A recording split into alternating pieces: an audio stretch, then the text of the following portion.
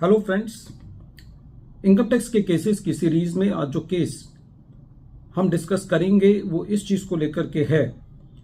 कि assessment proceedings के अंदर ये देखा जाता है कि जब कभी भी असेसी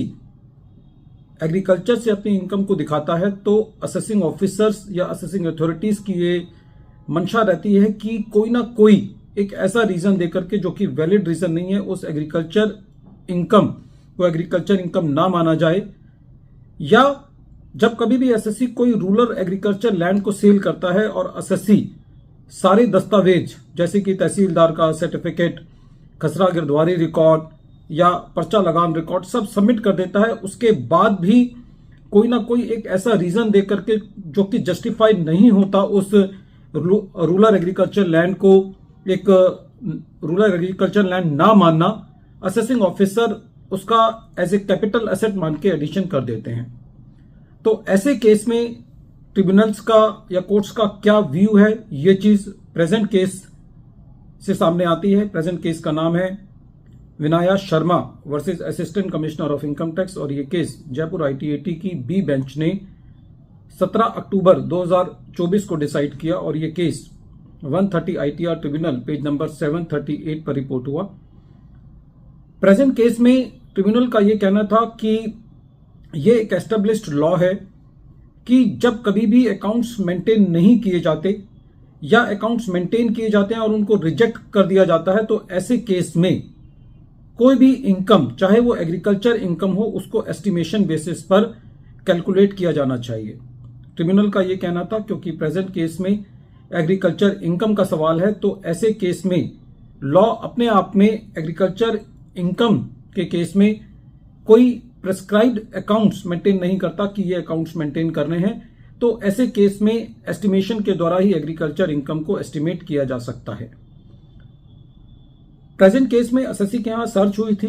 एसएससी को सेक्शन 153A का नोटिस भेजा गया। Already SSC section 139 sub section 1 में अपनी रिटर्न फाइल कर चुकी थी। सेक्शन 153A का नोटिस आने के बाद एसएससी ने अपनी रिटर्न सेक्शन 153A के नोटिस की अवज में फाइल किया। इस रिटर्न के अंदर एसएससी ने कुछ और इनकम भी दिखाई थी।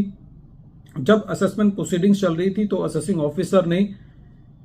जो एसएससी ने अपनी रूरल एग्रीकल्चर लैंड पर जो प्रॉफिट था उसको एग्जेम्प्ट जो क्लेम किया था उसको नहीं माना और साथ ही साथ एसएससी की एग्रीकल्चर इनकम को भी अदर इनकम मानते हुए उसको टैक्स किया। जब ये मैटर CIT अपील के पास था तो CIT अपील ने भी एसएससी की अपील को अलाउ नहीं किया और ये कहा कि प्रेजेंट केस में जो लैंड है वो म्युनिसिपैलिटी से 1 से 2 किलोमीटर है और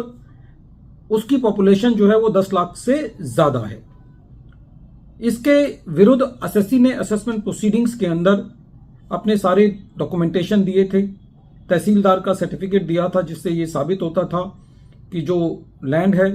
वो रेलिवेंट नगर निगम से 8 से 10 किलोमीटर की दूरी पर है और जो लैंड है वो ग्राम पंचायत में फॉल करती है। एसएससी ने खसरा गिरदवारी रिकॉर्ड्स भी सबमिट किए थे जिससे ये पता चलता था कि उस लैंड पर एग्रीकल्चर ऑपरेशंस हो रहे हैं।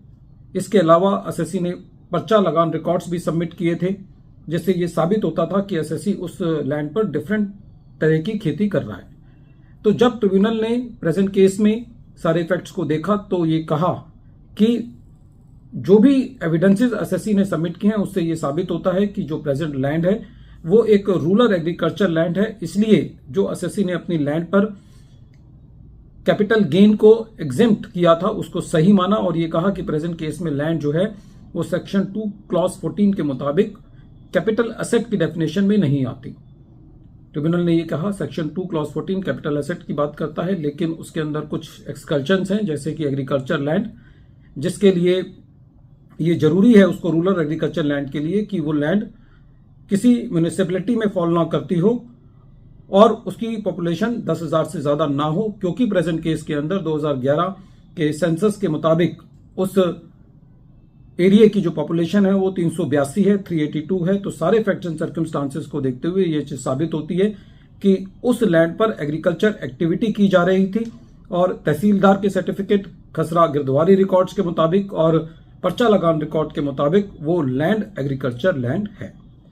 वीडियो के अंत में एक बार फिर मैं केस का नाम रिपीट कर रहा हूं। केस का नाम है Vinaya Sharma versus assistant commissioner of income tax और ये case 130 ITR tribunal page number 738 पर रिपोर्ट हुआ। ये मैटर ऑनरेबल जयपुर ITAT की B बेंच ने 17 अक्टूबर 2024 को डिसाइड किया। Thank you friends.